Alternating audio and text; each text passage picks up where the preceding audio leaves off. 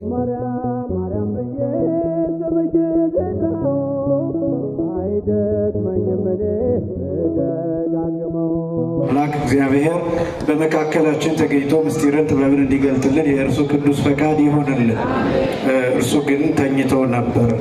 የማቴዎስ ወንጌል ምዕራፍ 8 ቁጥር 24 ላይ የሚገኝ ቃል ነው። በቅድሚያና ግልጽ እንዲሆን የተወሰነው ክፍል ላንበውና እሱን አንድ ባንድ ለጥቂት ደቂቃዎች ለውስን ደቂቃዎች እንመለከታለን። የማቴዎስ ወንጌል ምዕራፍ 8 ከቁጥር 23 ጀምሮ እስከ ቁጥር 27 ድረስ። ወደ ታንኳው ሲገባ ደቀ መዛሙርቱ ተከተሉት። እነሆ ማዕበሉ ታንኳይቱን እስኪደፍናት ድረስ በባህር ታላቅ መናወጥ ሆነ። እርሱ ግን ተኝቶ ነበር። ደቀ መዛሙርቱም ቀርበው ጌታ ሆይ አድነን፣ ጠፋን እያሉ አስነሱት። እርሱም እናንተ እምነት የጎደላችሁ ስለምን ትፈራላችሁ አላቸው። ተነስቶም ባህሩን ገሰጸው፣ ታላቅም ጸጥታ ሆነ። ሰዎቹም ነፋሳትና ባህርስ እንኳን የሚታዘዙለት ይህ ማን ነው ብለው ተደነቁ። ስለ ቃሉ የአምላካችን ስም የተመሰገነ ይሁን።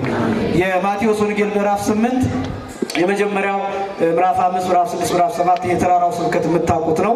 የተራራውን ስብከት ከሰበከ በኋላ በተግባር ብዙ ነገሮችን ያሳየበት ምዕራፍ ነው የማቴዎስ ወንጌል ምዕራፍ 8። ያ ማለት በቃል የተናገረውን ያስተማረውን ትምህርት በተግባር የተረጎመበት፣ ብዙ ተአምራት ያደረገበት፣ ብዙ አስደናቂ ነገሮችን ያደረገበት ምዕራፍ ነው የማቴዎስ ወንጌል ምዕራፍ 8። በተለይም ደግሞ ከቁጥር 22 ጀምሮ ስትመለከቱ የጌታችን የመድኃኒታችን የኢየሱስ ክርስቶስ ማታ ላይ ምሽት ላይ እጅግ ብዙ ሕሙማንን እንደፈወሰ የሚናገርበትን ክፍል ታገኛላችሁ። በመሸ ጊዜ ብዙ አጋንንት ያደሩባቸው፣ ብዙ ጭንቅ የነበረባቸው ሰዎችን ወደ እርሱ አምጥተው እስከ ማታ ድረስ ራት መብላት እስኪያቅተው ድረስ ብዙ ሰዎችን ፈውሷል። እግዚአብሔር ሁላችንን የሚፈውስን እና በዚህ ምክንያት ጌርጌሴኖን የሚባል ሀገር አለ። ይሄ ጌርጌሴኖን የሚባለው ሀገር የመናፍስት ሀገር፣ ርኩሳን መናፍስት የሰለጠኑበት፣ አጋንንት የሰለጠኑበት ሀገር፣ እጅግ በጣም ከባድ ሀገር ነው። መቃብር የሚበዛበት፣ ሰዎች የሚቀበሩበት እና በዛ ምክንያት እጅግ አስጨናቂ የነበረው አጋንንት የሚታዩበት ሀገር ነበር ይሄ ጌርጌሴኖን የሚባለው። ክርስቶስ በዚያ ብዙ ተአምራትን ካደረገ በኋላ ወደ ጌርጌሴኖን ለመሻገር ታንኳ ውስጥ መግባቱን ነው የማቴዎስ ወንጌል ምዕራፍ 23 እስከ ቁጥር 27 ድረስ ያለው ታሪክ የሚነግረን። ወደ ጌርጌሴኖን ለመሄድ ታንኳ ውስጥ ገባ ይላል። የመጀመሪያው ታንኳው ምንን የሚያሳይ ነው? በጣም ብዙ ነገሮችን ማሳየት የሚችል ነው። ታንኳው የኖህ መርከብን የሚያሳይ ነው። ታንኳው ኦሪትን የሚያሳይ ነው። ታንኳው ምስጢረ ሥጋዌን የሚያሳይ ነው። ታንኳው ወንጌልን የሚያሳይ ነው። ታንኳው ተባሕቶን የሚያሳይ ነው። ታንኳው ጥምቀትን የሚያሳይ ነው። ታንኳው ንስሐ ወይም ተአምኖ ኃጣውእ የሚያሳይ ነው። ታንኳው ምንኩስናን የሚያሳይ ነው። ታንኳው ሰማዕትነትን የሚያሳይ ነው። ታንኳው ወንጌልን የሚያሳይ ነው። ታንኳው ቤተክርስቲያንን ወይም መቅደስ የሚያሳይ ነው። ታንኳው መስቀልን የሚያሳይ ነው። ታንኳው መንፈሳዊነትን አጠቃላይ የሚያሳይ ነው። እነዚህ 11 ነጥቦች ያሉበት ነው ታንኳው። እነዚህን የሚገልጥ ነው። እያንዳንዱ ልዘረዝር አልችልም ጊዜ ስለሌለ። ግን ምን እያልኳችሁ ነው? ክርስቶስ የሚያደርጋቸው ነገሮች እያንዳንዳቸው ነገሮች ትርጉማቸው ከብዙ ቁጥር በላይ ነው፣ ከምንናገረው በላይ ነው። በየጊዜው የሚነሳው ትውልድ፣ በየጊዜው የሚነሱት ሊቃውን፣ በየጊዜው አዳዲስ ምስጢራት እንደሚነግሩን ክርስቶስ የሚያደርጋቸው ነገሮች በአንድ ጊዜ የሚተረጎሙት በጣም ብዙ ነገሮችን ማሳየት የሚችል ነው። ክርስቶስ ወደ ታንኳ ገባ ሲባል ዝም ብሎ እንደ አንድ ተራ ሰው ታንኳ ውስጥ መግባት ብቻ አይደለም። ምንን እያሳየ ነው? ምን ምስጢርን እየገለጠ ነው የሚለውን መግለጥ የሚችለው። ለምሳሌ ኖህን በመርከብ የሰወረው እሱ እንደሆነ ለማሳየት፣ ከጥፋት ውሃ ያዳነው እሱ እንደሆነ ለማሳየት፣ አምላክ እንደሆነ ለማሳየት፣ 8ቱን ነፍሳት የጠበቃቸው እሱ እንደሆነ ለማሳየት፣ ለዘር የሚሆነውን ዘር በኖህ አብራክ በኖህ ወገብ በመርከቡ በኩል እንደሰወረ ለማሳየት፣ ከርኩሰትና ከጥፋት ከመዓትና ከሞት እንደጠበቀ ለማሳየት ክርስቶስ ወደ ታንኳው ሲገባ አስቀድሞ ኖህን በመርከብ የጠበቁት እኔ ነኝ የሚለው አምላክነቱን የሚያሳይ ጭምር ነው። ሁለተኛ መርከቡ ወይም ታንኳው ኦሪትን ያሳያል። እግዚአ ለኦሪት ይላል ቅዱስ ጳውሎስ ሲናገር ገላትያ ምዕራፍ 4 ቁጥር 4 ላይ እግዚአ ለኦሪት ገብረ በሕገ ኦሪት ከመ ይሳይጦሙ ለእለ ውስተ ኦሪት ይላል። የኦሪት ጌታዋ መሪዋ ሰሪዋ የሕግ ሰሪ የሆነው ጌታ ወደ ኦሪት ገባ፣ ወደ ታንኳው ገባ፣ ወደ ሕግ ገባ። በሕግ ስር ኖረ፣ ሕግን ፈጸመ፣ ሕግን አከበረ። ሕግ ሰሪ፣ ሕግ መሪ፣ ከሕግ በላይ የሆነው አምላክ ነገር ግን ከሕግ በታች ሆኖ ታየ። እንደ ወንድ ልጅ በዓመት 3 ጊዜ ለበዓል ይውጣ ብለው ኦሪት በምታዘው መሰረት ክርስቶስ በዓመት 3 ጊዜ ለበዓል ይወጣ ነበር። ወንድ ልጅ ሊያደርግ የሚገባውን ያደርግ ነበር። ሕፃን ሊያደርግ የሚገባውን ያደርግ ነበር። አዋቂ ደግሞ ሊያደርግ የሚገባውን ያደርግ ነበር። ለእናት ለዘመዶቹ እየታዘዘ እንጨት እየለቀመ በዘመኑ የነበረውን ስልጣኔ ተቀብሎ ክርስቶስ ኖሯል። ስለዚህ በሕግ ኖሯል እና ሕግን ፈጽሟል። ስለዚህ አምላካችን ወደ ታንኳ ገባ ሲባል ኦሪትን እንደሰራ ኦሪትን እንዳከበረ በሕግ እንደኖረና ሕግን እንደፈጸመ ማሳየት የሚችሉ ሌላው ደግሞ ይህም ብቻ ተናግሬ ወደሚቀጥለው ክፍል አልፋለሁ። ታንኳ የሚለው ትስብእትን የሚያሳይ ነው። ሰው መሆንን የሚያሳይ ነው። ታንኳ የኛ ስጋ ነው። ታንኳ የኛ ነፍስ ነው። ታንኳ ሰውነት ነው። ታንኳ የኛ ማንነት ነው። ታንኳ የኛ ዓለም ነው። ታንኳ የኛ አይምሮ ነው። ታንኳ የኛ አንጎል ነው። ታንኳ የኛ ስብዕና ነው። አጠቃላይ የኛ አካል ነው። ክርስቶስ ወደ ታንኳ ገባ ሲባል ሰው ሆነ ማለት ነው። ስጋን ለበሰ፣ ነፍስን ተዋሃደ ማለት ነው። ታንኳ የተናቀች ነገር ናት። ክርስቶስም የኛ የተናቀውን ስጋ፣ የተዋረደውን ስጋ፣ ሞት የሚገባውን ስጋ፣ በምድር ላይ የተጎሳቆለውን ስጋ፣ የተዋረደውን ስጋችንን ነገር ግን በእመቤታችን በኩል ንጹሕ የሆነውን ስጋና ነፍስ ከእመቤታችን ተዋሃደ። ወደዚህ ወደ ትንሿ ታንኳ መጣ ማለት ወደ ትንሹ ማንነታችን ዝቅ ወዳለው ማንነታችን ክርስቶስ ወረደ። ራሱን ዝቅ አድርጎ በትህትና በመልካችን በባሪያ መልክ ተገለጠ። በሞታችን ተገለጠ። በስቃያችን ታየ። በመከራችን ታየ። ይህንን ማሳየት የሚችል ነው። ታንኳ የሚለው ትስብእትን፣ ሰውነትን፣ ሰው መሆንን የሚያሳይ ነው። ስለዚህ ክርስቶስ ወደ ታንኳ ገባ ሲባል እነዚህን ነገሮች እንዳደረጋቸው ማሳየት የሚችል ምስጢር ነው። ከዚያ ተከተሉት የሚል ቃል እናሳይ። ክርስቶስ ወደ ታንኳ ሲገባ ብቻውን አይደለም የገባው፣ ደቀ መዛሙርቱ ተከትለውታል። ክርስቶስ የሚያስከትላቸው ሰዎች አርአያ የሚሆንባቸው፣ ምሳሌ የሚሆንባቸው። ይህንን የእኛ ሊቃውንት ሲናገሩ ክርስቶስ የመጣው ለሁለት ነገር ነው ይላሉ። ለስንት ነገር? ሲጠቀለል የ33 ዓመት ከ3 ወር የሚባለው ሲጠቀለል ለሁለት ነገር ነው። ለስንት ነገር? ለሁለት ነገር። አንደኛ ለአርአያነት፣ ሁለተኛ ለቤዛነት። ለእነዚህ ነገሮች ነው የመጣው ክርስቶስ። አርአያነት ማለት ምሳሌነት ማለት ነው። አብነትነት ማለት ነው። መምህርነት ማለት ነው። ወይም ደግሞ ከፊት መቅደም ማለት ነው። ቤተክርስቲያን የምታደርገው ክርስቶስ ያላደረገው አንዳች ነገር በዚህ ዓለም ላይ ምንም የለም። ምንኩስናም ቢሆን ብሕትውናም ቢሆን ምናኔም ቢሆን ትዳርም ቢሆን ጋብቻም ቢሆን ከኃጢአት በቀር ክርስቶስ ያላደረገው ምንም የለም። ለምሳሌ ጋብቻ የሚለውን ስጠቅስ ግራ ሊገባችሁ ይችላል። ጋብቻ ሲባል በክርስቶስና በቤተክርስቲያን መካከል ያለውን ምስጢር ማለታችን ነው። በምድር ላይ እንድናደርገው የተሰጠን መልካም ነገር በሙሉ ክርስቶስ ያደረገው አርአያ ሆኖ የሰጠን ነው። ምንም ነገር ክርስቶስ ያላደረገው በዚህ ምድር ላይ የምናደርገው ምንም የለም።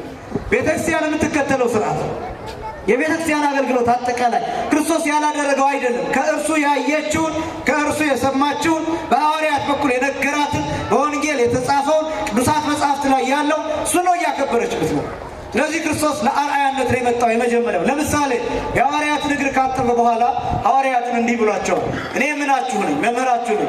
እኔ ምናችሁ ነኝ? አለቃችሁ ነኝ። ነገር ግን እኔ መምህራችሁ አለቃችሁ ስሆን የእናንተን እግር ካጠብኩኝ አንትሙኒ ይደልወክሙ ትግበሩ እግረ ቢጽክሙ፣ እናንተም የባልንጀሮቻችሁን እግር ታጥቡ ዘንድ ይገባቸዋል።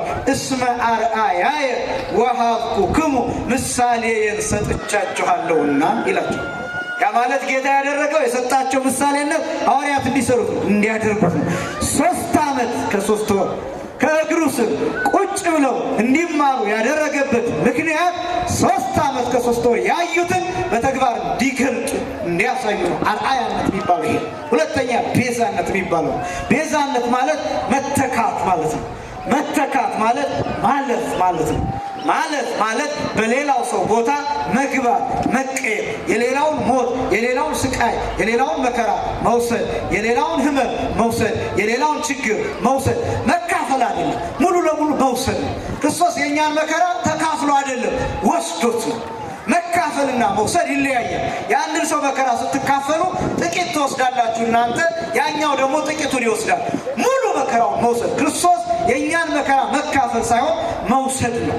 ግርፋቱን መካፈል ሳይሆን መውሰድ ነው። ቁስላችንን መካፈል ሳይሆን መውሰድ ነው።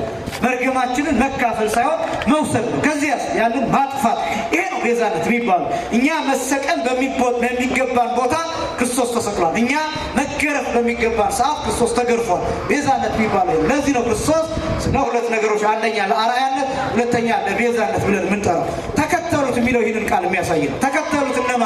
ለጊዜው ደቀ መዛሙርቱ። ነገር ግን አበው ተከትለውታል፣ አባቶች ተከትለውታል፣ ሰማዕታት ተከትለውታል፣ ጻድቃን ተከትለውታል። እናንተ ተከትላችኋል። ይሄ መከተል ነው።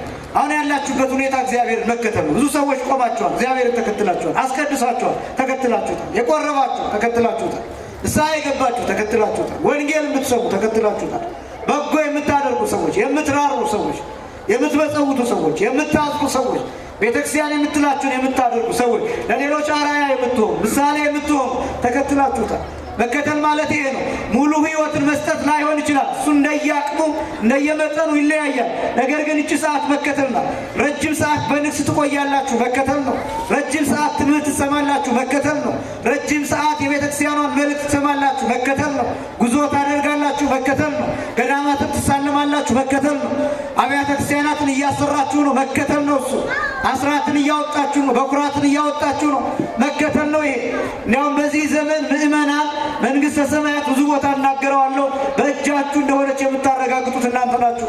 በብዙ መልኩ አሜን እያላችሁ እየተቀበላችሁ እየታዘዛችሁ ፀሐይ ላይ የሆናችሁ እየደከማችሁ እየተሰቃያችሁ እየተንከራተታችሁ ቤተክርስቲያኑ እንዲሆነ ስትባሉ እየታዘዛችሁ እያደረጋችሁ ክርስቶስን ከኛ ይልቅ በዚህ ዘመን እየተከተላችሁ ያላችሁት እናንተ ናችሁ።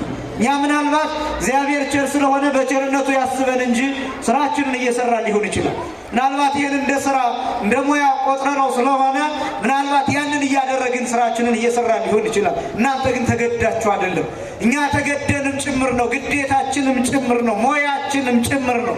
እናንተ ግን እግዚአብሔርን ብቻ ብላችሁ መጥታችሁ እግዚአብሔር ትሰማላችሁ። ይሄ ነው መከተል የሚባለው። ወደ ታንኳው መግባት፣ ወደ ቤተክርስቲያን መግባት፣ ወደ ወንጌል መግባት፣ ወደ መስቀል መግባት። ያ ነው ክርስቶስን ደቀ መዛሙርት የተከተሉት። እነሱን ያስከተለበት ምክንያት እናንተንም ተከተሉኝ እኛንም ተከተሉኝ ለማለት ነው። እና አምላካችን እግዚአብሔር እንድንከተለው እርሱ ይርዳል።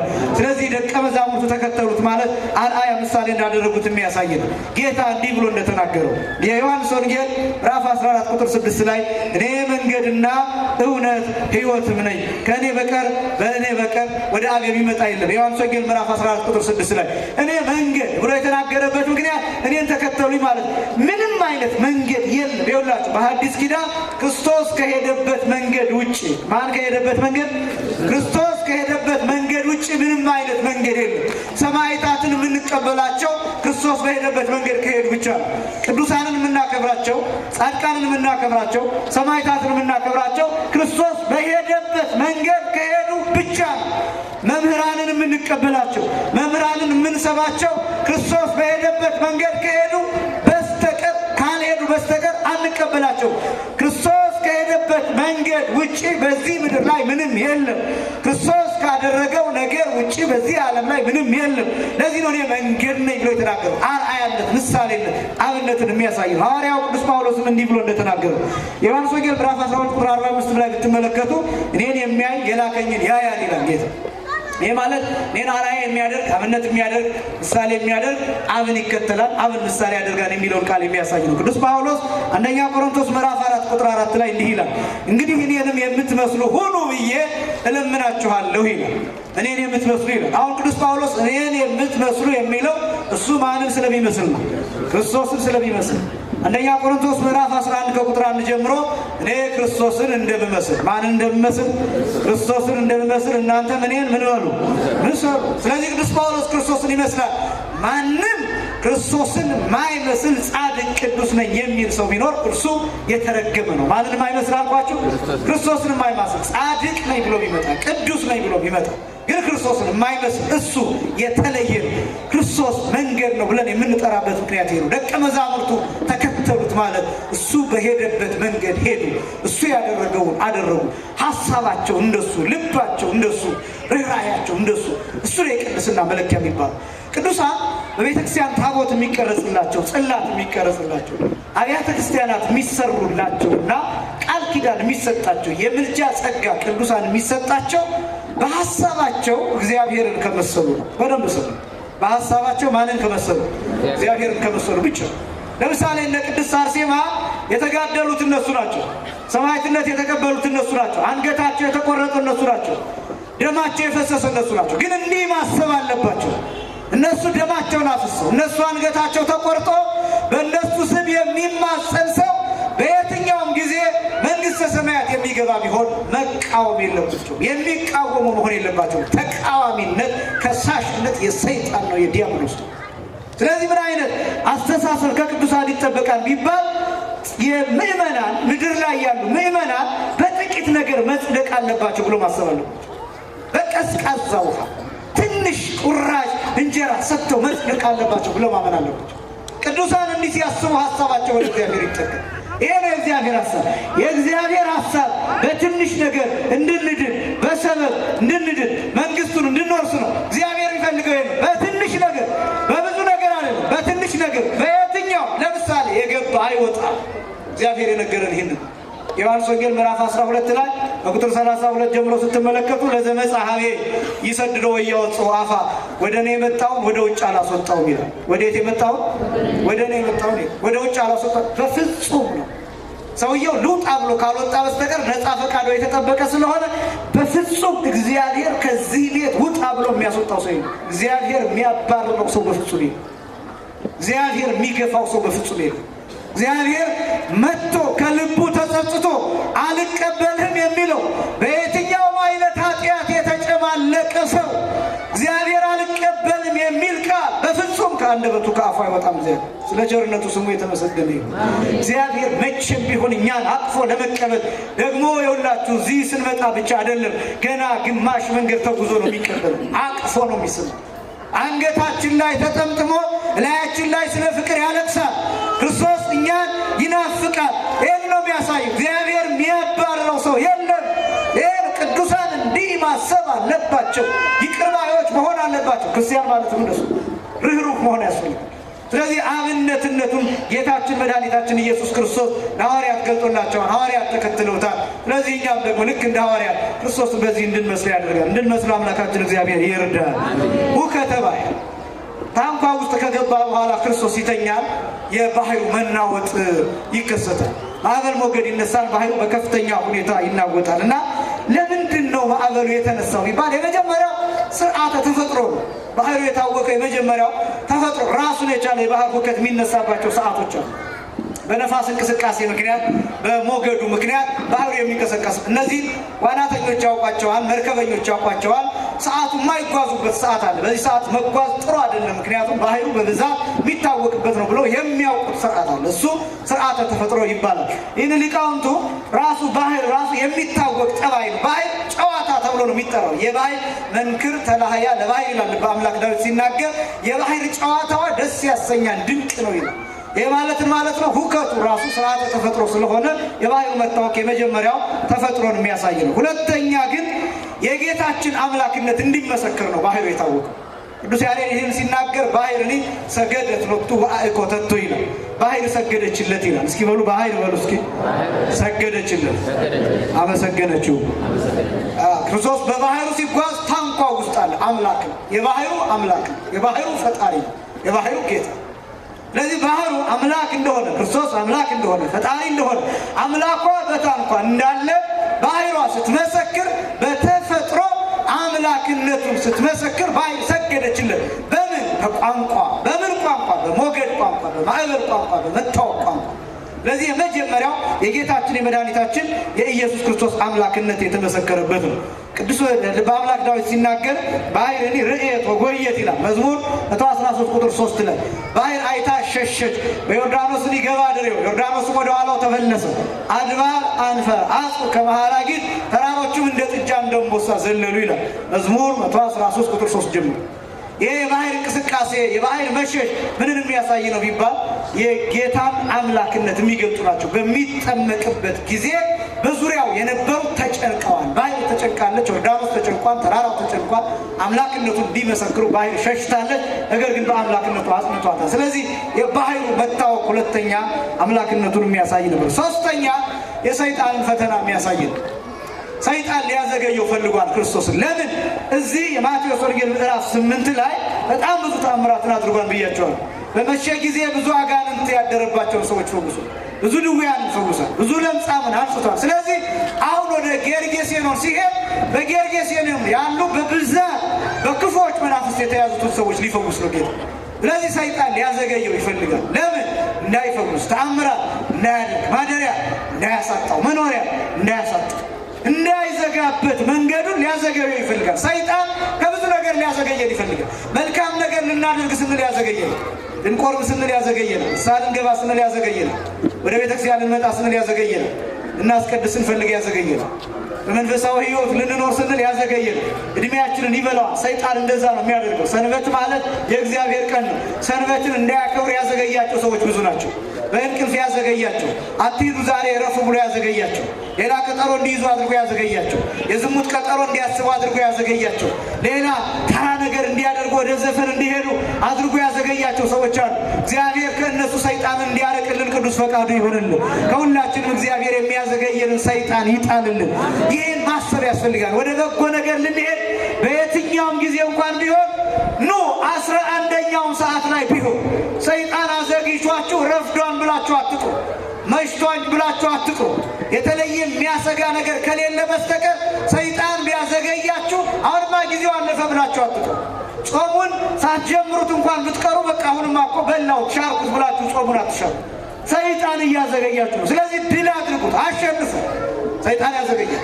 ስለዚህ ክርስቶስ ወደ ጌርጌሴኖን ሲሄድ ሰይጣን ማዕበል ሞገድ አስነሳ፣ በኃይሉ እንዲታወቅ አደረገ። ለምን? መርከቡ እንዲገለበጥ፣ በውስጡ ያሉት እንዲሞቱ። ለምን? ገና አምላክነቱን አላወቅም። ገና የእግዚአብሔር ልጅ መሆኑን አላወቅም። ገና ኃይሉን አላወቅም። ገና አቅሙን ጉልበቱን አልተረዳም። ስለዚህ እንዲሞቱ ይፈልጋል። ባይሞቱ እንኳን መርከቡ ወደኋላ እንዲመለስና ወደ ጌርጌሴኖን ከመሄድ እንዲቀር ይፈልጋል። ስለዚህ ሰይጣን ማዘግየት ይፈልግ ስለነበረ በኃይሉ እንዲታወቅ አደረገ። ጌታችን መድኃኒታችን ኢየሱስ ክርስቶስ ተኝቶ ነበር። እርሱ ግን ተኝቶ ነበር። የማቴዎስ ወንጌል ምዕራፍ 8 ቁጥር 24 ላይ ለምንድነው ክርስቶስ የትኛው? መተኛት ስለ ክርስቶስ ይነገራሉ። መተኛት ኃጢአት ነው የሚለው ነው ማሳያችሁ። በጣም ጥቂት ነጥቦችን በፍጥነት እመለከታለሁ። የጌታ መተኛት 6 ነገሮችን ማሳየት የሚችል የመጀመሪያው ሰው መሆኑን ለማጠየቅ ለአጽድቆተ ትስብእት ብለው ይገልጡታል ሊቃውንቱ። እስኪ በሉ ለአጽድቆተ ትስብእት በሉ እስኪ። ለአጽድቆተ ትስብእት። እሺ ሰው መሆኑን በሉ ለማረጋገጥ። ምን መሆኑን? መተኛት የምን ጠባይ ነው? የሰውነት ጠባይ። መተኛት የሰውነት ጠባይ ባህሪያዊ ነው እና መተኛት ለስጋ የሚስማማ መተኛት ኃጢአት አይደለም። እንቅልፍ ኃጢአት አይደለም። ክርስቶስ እነዚህ ኃጢአት ያልሆኑትን ነገሮች በሙሉ አድርጓቸዋል። ለምሳሌ መፍራት ኃጢአት አይደለም። ክርስቶስ ፈርቷል፣ ፈራ ተብሎ ተጽፏል። አሁን ፈራ ሲባል ገብቱ ስብሐት ክብር ይግባውና አምላክ አይደለም ማለት አይደለም። ነገር ግን ይኸውላችሁ በጥንቃቄ ክርስቶስ በዚህ ምድር በተገለጠበት ጊዜ 33 ዓመት ከ3 ወር የሰውነትን ስራ ሰርቷል። የምን ስራ ሰርቷል? መተኛት የምን ስራ ነው? የሰውነት ጠባይ ነው። መራብ የማን ጠባይ ነው? የሰውነት ጠባይ። መፍራት የምን ጠባይ ነው? የሰውነት ጠባይ። እነዚህ በሙሉ አድርጓቸዋል። ለምሳሌ መፍራት፣ አንድ ሰው ካልፈራ ጤነኛ አይደለም። ካልፈራ ፍርሃቱን ብላችሁ ኖርማል የሆነው ፍርሃት፣ ጤነኛ ፍርሃት፣ ፎቢያ አይደለም ምላችሁ። ፎቢያ የሚባለው ፍርሃት በጣም በከፍተኛ ሁኔታ ሲገለጥና ድንጋጤ አእምሮ ላይ ሲፈጥር እሱ ፎቢያ ይባላል። ይሄኛው ፍርሃት የሚባለው ግን ኖርማል ፍርሃት። በውስጣችን አድሬናል ግላንድ ተብሎ የሚጠራ እጢ ያለ ሆርሞን አለ እና ይሄ ሆርሞን ፍርሃትን የሚያመነጭ ነው። ለምሳሌ አንድ ሰው ሌሊት ሲሄድ ፍራይትንድ እንዲሆን፣ እንዲፈራ፣ እንዲደነግጥ። ለምን? ሌሊት ነው፣ ጨለማ ነው። አሁን አትሄድ፣ ጅብ ይበላል። ያንተ ሰዓት አይደለም፣ አራዊት ይበላዋል። ስለዚህ በዚህ ሰዓት እንዳትንቀሳቀስ የሚል ፍርሃት ይለቅበታል እና ይሄ አሁን አላርም ነው። በተፈጥሮ ባዮሎጂካል አላርም ተብሎ ነው የሚጠራ። ይሄ ማለት የሰውነት ጠባይ ነው። አንዱ ከሰውነታችን ጠባይ ሆኖ የሚቆጠረው ፍርሃት። ስለዚህ ክርስቶስ ሰው ሆኗል። ምን ሆኗል? ሰው ሆኗል። ሰው ስለሆነ ደግሞ የሰውን ጠባይ ከኃጢአት በቀር በተደጋጋሚ የምንገልጠው ከምን በቀር? ከኃጢአት በቀር እነዚህን አድርጓቸው። ስለዚህ መተኛት አንዱ የሰውነት ጠባይ ነው። ስለዚህ ክርስቶስ የተኛው የመጀመሪያው ሰው መሆኑን ለማረጋገጥ ምን ይሰራል? ይሄ ሰው መሆኑን ማረጋገጥ ምን ይሰራል ቢባል ክርስቶስ የሚያሳየው ምታት አለመሆኑን የሚያጠይቅ ነው። ሁለተኛ ትህትናውን ለማሳየት ነው። ምኑን ለማሳየት? ትህትና። አስቡት እንግዲህ አምላክን ሰው ሆኖ ስጋ ለብሶ በዚያች ትንሽ ታንኳ ሲተኛ አስቡት እስኪ። ሲያንጎላጅ አስቡት እስኪ። አይኑ ሲከድን አስቡት እስኪ። ሲያዛጋ አስቡት እስኪ። በዚያች ትንሽ መርከብ እንደ ዮናስ ሲተኛ። ዮናስ ፍጡር ነው። ዮናስ ሰው ነው፣ ተራ ሰው ነው። ጌታ ግን ተራ ሰው አይደለም፣ ሩቅ ብእሲ አይደለም። ሰው ሆኖ ስጋ ለብሷል። ነገር ግን አምላክም ነው፣ ሰውም ነው። አምላክ ሆኖ ሳለ በዚህ ትንሽ መርከብ ሲተኛ አስቡት እስኪ። እንዲህ ይላል ግዕዝ በግዕዝ ትርጓሜ ወንጌል ወመድን እሰ ኮነ ይሰክብ ከመ ያርአየነ ትሕትናሁ። ጌታችን መድኃኒታችን ኢየሱስ ክርስቶስ በታንኳ የተኛው ትሕትናው ዝቅታው ሊያሳየን ምን ያህል ዝቅ እንዳለ ምን ያህል ስለኛ እንደተዋረደ ሲያሳየን። ለምሳሌ እንቅልፍ ብዙ ጊዜ ፕሮቶኮል እናወጣለታለን። አሁን አንዳንድ ሰው መተኛ ሲፈልግ ብቻውን መሆን ይፈልጋል። ፕራይቬሲውን መጠበቅ ይፈልጋል። ሰዎች ከአካባቢው እንዲርቁ ይፈልጋል። ጥሩ ክፍል እንዲኖረው ይፈልጋል። አያችሁ፣ እንዲህ አይነት ደረጃዎችን ይፈልጋል። ክርስቶስ እንደዛ አይነት ደረጃ አልፈልግም። ኩርትን ብሎ ሲተኛ አስቡት። ታንኳው ትሕትናው ተመልከቱ። እንዴት ሆኖ እንደሚያንጎላች ተመልከቱ። ስለዚህ ትሕትናውን ማሳየት የሚችል ነው። ሁለተኛ፣ ሶስተኛ ሳይተኛ የሚያድር መሆኑን ያሳያል። ሳይተኛ በትጋሃ ሌሊት ብሎ ይጠሩታል ሊቃውንት። ትጋሃ ሌሊት ማለት ሌሊት እየተጋ ሌሊት እየጸለየ የሚያድር መሆኑን ያሳያል። በቅዱስ ሉቃስ ወንጌል ተገልጧል። የሉቃስ ወንጌል ምዕራፍ 6 ላይ ብትመለከቱ ሌሊቱን ሙሉ ሲጸልይ አደረ ይላል። ምን ሲል አደረ? ሲጸልይ። ሌሊቱን ሙሉ ነው ክርስቶስ ሲጸልይ። ብዙ ጊዜ ሲጸልይ ነው የሚታወቀው፣ ሲሰግድ ነው የሚታወቀው። አርአያ ለመሆን ብያቸዋለሁ፣ ምሳሌ ለመሆን ብያቸዋለሁ፣ አብነት ለመሆን ካሳ ለመክፈል 5500 ዘመን የነበረውን የሰው ልጆች ስቃይ ክርስቶስ እንደከፈለው ለማጠየቅ እየተንከራተተ በቂ እንቅልፍ ሳይተኛ ነው ይኖር። አልጋ አልነበረው፣ ቤት አልነበረው፣ መኝታ አልነበረው። ስለዚህ ሌሊት እየጸለየ እየሰገደ ነበር የሚያድረው። የኒቆዲሞስን ታሪክ ታውቃላችሁ። ዮሐንስ ወንጌል ምዕራፍ 3 ላይ የተገለጠው ሌሊት ነው። ኒቆዲሞስ እየሄደ ይጠይቀው ነበር። ለምን? ክርስቶስ ሌሊት አይተኛም። ሌሊት ምቹ ሰዓት ነበር። ደቀ መዛሙርቱ የሚተኙበት ሰዓት፣ እሱ ግን እየተመላለሰ የሚጸልይበት ሰዓት። ደቀ መዛሙርቱ የሚያንቀላፉበት ሰዓት፣ እሱ ግን የሚሰግድበት ሰዓት፣ የሚያለቅስበት ሰዓት። ክርስቶስ የኖረበት ስፍራ ደብረ ዘይት ነው። ደብረ ዘይት የነቢያት መቃብር ነው፣ የነቢያት አጽም ነው። ክርስቶስ ሌሊት ያለቅስ የነበረው የነቢያት አጥንት ላይ ነው፣ የነቢያት አጽም ላይ ነው። ስለ እሱ ስለተንከራተቱ አጽማቸው ላይ ሆኖ ይኸው ትንቢታችሁን ልፈጽም መጥቻለሁ ብሎ አጽማቸው ላይ ያለቅስ ነበር። 3 ዓመት ከ3 ወር እያለቀሰ እየጸለየ እየሰገደ ነው የኖረው። ስለዚህ ቀን መተኛቱ ታንኳ ውስጥ ከፍቶ የማይመች ቆናጽልን ይግበብቦሙ ለቀበሮች ጉድጓድ አላቸው፣ ወለአዕዋፍኒ ምጽላል ቦሙ ለወፎቹም ጎጆ አላቸው፣ ለወልደ እጓለ እመሕያው ሳልወቱ ሀበ ያሰምክ ርሶ። ለሰው ልጅ ግን ራሱን የሚያስጠጋበት ነው። ምኑን የሚያስጠጋበት? ራሱን የሚያስጠጋበት ለሳሳ ጎጆ እንኳን የሚተኛበት ቦታ ነው። ስለዚህ የሚተኛበት ቦታ ስላልነበረ መርከቧን ሲያገኝ መርከቧን እንደ መጠለያ እንደ መኝታ ተጠቅሞበታል። ቤት የሌለ መሆኑን የሚያሳይ። የመጨረሻ 5ኛ አምላክነቱን ለመግለጥ አምላክነቱ እንዲታወቅ ክርስቶስ ተኝቷል። እንዴት በመተኛት አምላክነት እንዴት ይታወቃል ቢባል ልክ ሐዋርያት ቀስቅሰውት ከእንቅልፉ ሲነቃ ባህሩን፣ ሞገዱን፣ ማዕበሉን፣ ነፋሱን ይገስጸዋል። ጸጥ ይላል። በዚያ ሰዓት አልጸለየም። ለምሳሌ በሌላው ስፍራ ስትመለከቱ ህብስቱን ይዞ ወደ ሰማይ ቀና አለ፣ አባቱን አመሰገነ ይላል። ከዛ ቆረሰ ይላል። እዚህ ላይ ግን እንደዛ አላለም። የጸለየባቸው ጊዜያት አሉ። ሲባርክ ታምራት ሲያደርግ የጸለየባቸው ጊዜያት አሉ። እዚህ ላይ አይጸልም። ቀጥታ እንደቀሰቀሱት ከእንቅልፉ እንደነቃ ይነሳና ባህሩን ነፋሱን ይገስጸዋል። ከዛ ጸጥ ይላል። ከዛ ምን ብሎ ይጠይቃሉ? መኑ እቱ ዝንቱ እለ ይትዘዙ ባህርን ወነፋሳት። ይሄ ባህርና ነፋስ የሚታዘዝለት ይሄ ማን ነው ብሎ በመደነቅ ይጠይቃል። ከዛ አምላክነቱ ታወቀ። ባህር የሚታዘዝለት ማን ብቻ ነው? አምላክ ብቻ። ነፋስ የሚታዘዝለት ማን ብቻ? አምላክ ብቻ። ተፈጥሮ ጠቅላላ የሚታዘዝለት ማን ብቻ ነው? እና እግዚአብሔር የፈቀደላቸው ሰዎች ብቻ፣ ቅዱሳን ብቻ፣ ጻድቃን ሰማዕታት ብቻ፣ ከፈቀደላቸው ብቻ ይታዘዛል። አምላክነቱ እንዲገለጥ ልክ ነቅቶ ጸጥ ሲያደርገው ይሄማ የእግዚአብሔር ልጅ ነው ማለት ነው። ከዛስ በሆኑ እንጋ ወልደ እግዚአብሔር እውነት ይሄ እግዚአብሔር ልጅ ይሆንን ብለው ይጠይቃል። አምላክነቱ እንዲታወቅ የመጨረሻው 6ኛው ትዕግስቱን ለማሳየት። ምኑን ለማሳየት? ትዕግስቱ። እንቅልፍ ትዕግስት ተብሎ ይጠራል። መተኛቱ ትዕግስት ተብሎ ይጠራል። ትዕግስቱን ለማሳየት ክርስቶስ ተኝቷል። እኔ ትዕግስተኛ ነኝ፣ ዝም እላለሁ፣ እንደተኛው ትቆጥሩኛላችሁ፣ እናንተ ኃጢአት ትሰራላችሁ፣ እኔ ግን ታግሻችሁ ነው፣ ተኝቼ አይደለም፣ ዝም ብዬ ነው። እንዲህ ነው የሚለው በአምላክ ዳዊት። ንቃ እግዚኦ ለምን ትትነውም፣ አቤቱ ለምን ትተኛለህ? ንቃ ይላል። ለምን ትተኛለህ ማለት አሁን እግዚአብሔር የሚተኛ ሆኖ አይደለም። ለምን ዝም ትላለህ? ለምን ትታገሳለህ? እግዚአብሔር ዝም ሲለን የተኛ እንዳይመስል ዓለም እንደዛ ነው የሚያደርገው። በኃጢአት ሲኖር በኃጢአት ሲጨማለቅ ዓለማችን እግዚአብሔር የተኛ የሚመስለው እግዚአብሔር የሌለ የሚመስለው እግዚአብሔርን መኖር የሚክዱ በጣም ብዙዎች ናቸው። ስለዚህ ጌታችን መድኃኒታችን ኢየሱስ ክርስቶስ መተኛቱ እነዚህን 6 ነገሮች የሚያሳይ ነው። የተከበራችሁ እግዚአብሔር ልጆች አንዱ የወንጌሉም ዓላማ ይሄ ነው። አስተምሮ ማለት ልመና ማለት ነው። አስተምሮ ማለት ምልጃ ማለት ነው። አስተምሮ ማለት ጸሎት ማለት ነው። ስለዚህ እግዚአብሔርን እንድንቀሰቅሰው ይሄ ማለት እግዚአብሔር ይተኛል ማለት ሳይሆን በተለያየ ጊዜ በጠዋትም በማታም በሰባቱ ዕለታት በሰባቱ ሰዓተኛውን ጌታ ያ ማለት ዝም ያለንን ጌታ ኢትዮጵያን ዝም ያለውን አምላክ ቸል ያለውን አምላክ በመከራ ውስጥ ስንሆን በሞት ውስጥ ስንሆን በጦርነት ውስጥ ስንሆን መልስ ያልሰጠንን አምላክ መልስ እንዲሰጠን ደጋግመን በጽናትና በትዕግስት እንደ ሐዋርያት አድነን ልንጠፋ ነው ብለን መለመን እንዳለብን የሚያሳይ ነው። እሱ ግን ተኝቶ ነበር። እሱ ግን ዝም ብሎ ነበር። እሱ ግን ታግሶ ነበር።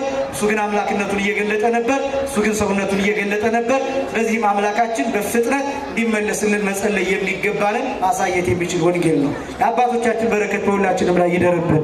አምላካችን እግዚአብሔር ለሁላችንም ፍቅሩን እንዲያድልን የእርሱ ቅዱስ ፈቃድ